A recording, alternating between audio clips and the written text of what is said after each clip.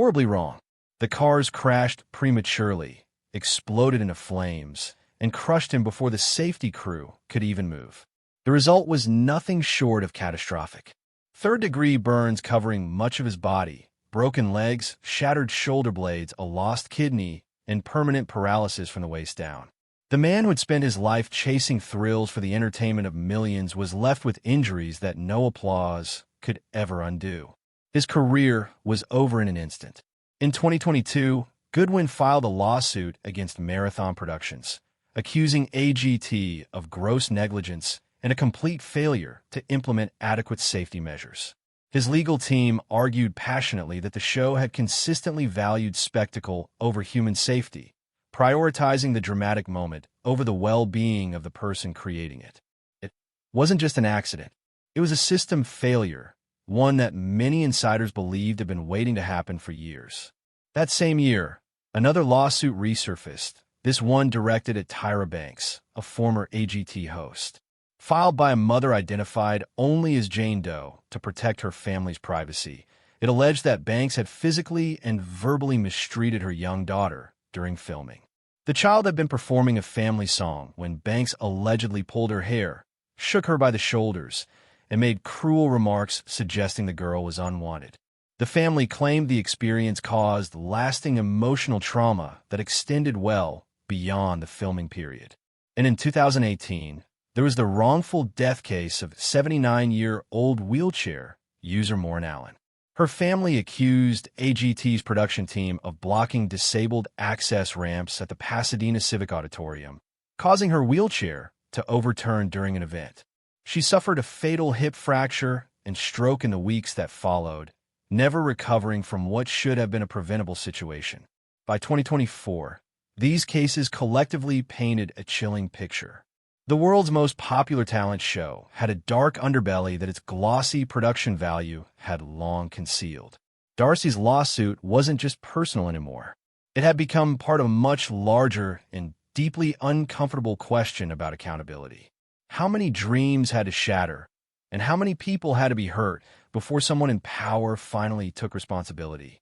Fallout and silence.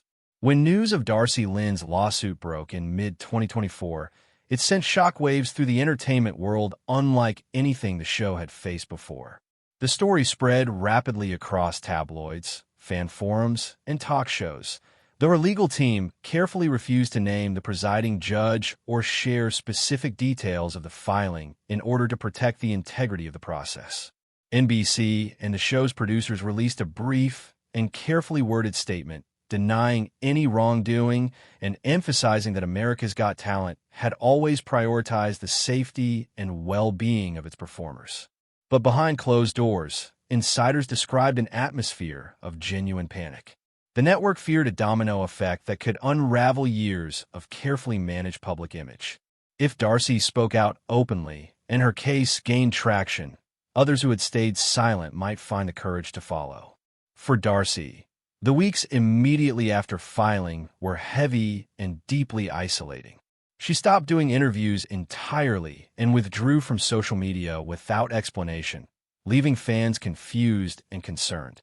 Friends said she was exhausted from years of carrying the weight of what had happened, but that she was at peace with her decision to finally act. She's been holding this in for years, one confidant revealed to those close to the situation. Now that it's out, she can finally breathe. Rather than returning to grand stages and sold-out arenas, she began performing quietly in small theaters and community venues scattered across Oklahoma, often just her, a guitar, and a handful of devoted fans who had followed her journey from the very beginning. The puppets that had once symbolized joy, wonder, and a magical childhood talent now stayed hidden in storage, untouched and out of sight. Meanwhile, public opinion became sharply divided in ways that revealed how deeply personal people's relationship with the show had become.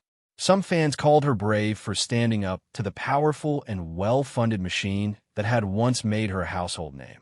Others accused her of ingratitude, insisting that she owed her entire career, her platform, and her livelihood to the very show she was now challenging.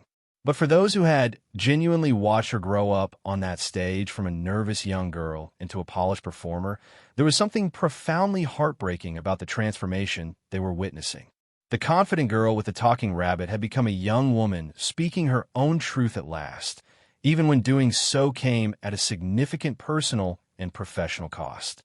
By late 2024, the lawsuit remained ongoing, its proceedings sealed by court order and shielded from public view.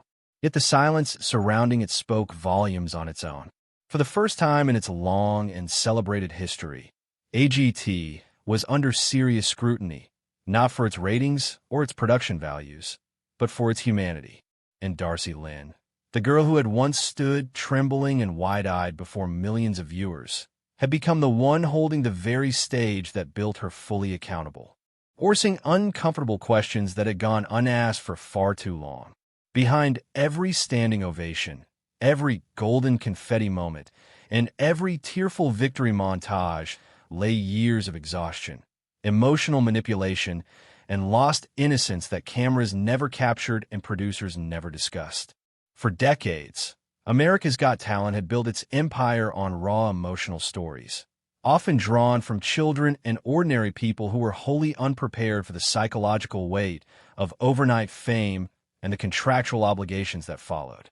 Darci's case forced viewers and industry professionals alike to finally ask the question that had always been avoided. What actually happens when the applause fades and the cameras stop rolling? Those close to her say the experience changed her in ways that went far beyond her career. She stopped chasing perfection and began writing her own music, deeply personal songs about control, pressure, identity, and the slow and painful process of reclaiming freedom. One unreleased track, reportedly titled Push Our Luck, was directly inspired by her memorable semi-final performance, where she had dared to appear before the audience without her puppets for the very first time, raw and unshielded. It became her quiet act of rebellion, a declaration to herself and to the industry that she no longer needed anyone's approval, their stage, or their platform to exist and thrive as a genuine artist. Industry insiders began to take notice in ways they hadn't before. Former contestants from various seasons privately praised her courage in speaking out, calling her lawsuit a genuine turning point in a conversation that had been suppressed for years. Rumors had long circulated behind the scenes about the emotional toll AGT placed on its talent, particularly its youngest performers. How minors were overworked during production schedules that left no room for rest or normal childhood development. How creative rights were quietly stripped away through contracts signed before contestants fully understood their implications. How image agreements and non-disclosure clauses effectively silenced anyone who considered speaking out. Darci's voice, quiet as it had become off the big stage, shattered that silence in a way nothing else had managed to before. By 2025, while the legal process continued moving slowly forward, Darci returned to small-town stages across Oklahoma, performing under her real name and without any of the spectacle that had once defined her public identity. Fans who attended those intimate performances describe encountering a completely different kind of presence, less rehearsed and polished, more honest and deeply human. She no longer spoke through puppets or hid behind carefully constructed personas built for television. She spoke directly, from a place of real pain, genuine growth, and hard-won understanding of who she was outside of a competition format. For many who had followed her story from the beginning, Darci Lynne Farmer's journey is no longer simply the tale of a remarkable girl who won America's Got Talent at 13. It has become the story of a young woman who discovered that the greatest act of ventriloquism was never about speaking without moving your lips.